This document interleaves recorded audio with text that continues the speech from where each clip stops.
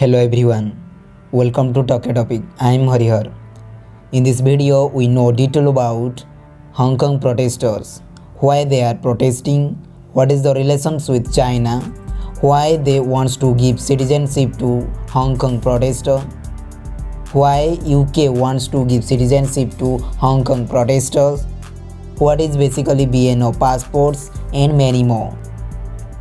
Let's discuss in detail. The main cause of protesting because in 2020 is in 2019 Hong Kong protesters there was a legislation of 2019, that is Hong Kong extradition bill. You know, this bill would allow Hong Kong to identify and transfer people wanted in countries or territories. In this bill there is mention that democratic reforms should be given to Hong Kong.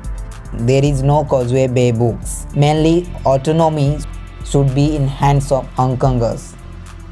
If we observe the root problem why this protest started, because of various issues like vandalism, disobeying the rules, freedom of speech, restricting different opinions and displaying hateful messages, etc.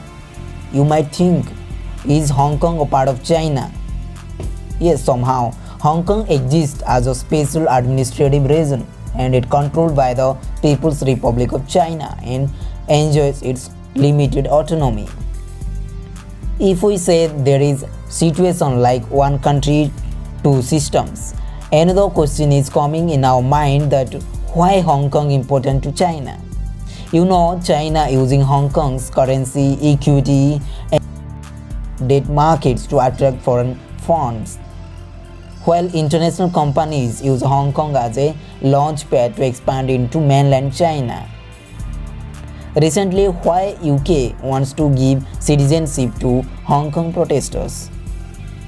British Prime Minister Boris Johnson promised citizenship Hong Kongers that as China preparing to impose a draconian new national security law on the city. Here, UK will change in their visa system to give citizenship of Hong Kongers. You know, in UK there is BNO passport, means British National Overseas. Those who are coming from other countries or territory to immigrant in UK, they should have BNO passport. In this visa, they will provide 12-month renewable period where immigrations, means who are coming from other countries, they have some rights like immigration rights, a right to work, etc.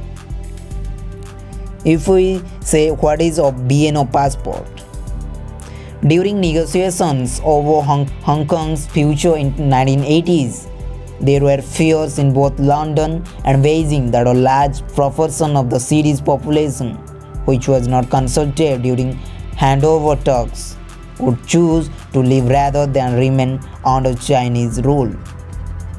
For over 100 years, anyone born in then colony of Hong Kong was a British, though without many of the benefits and rights of those born in the UK.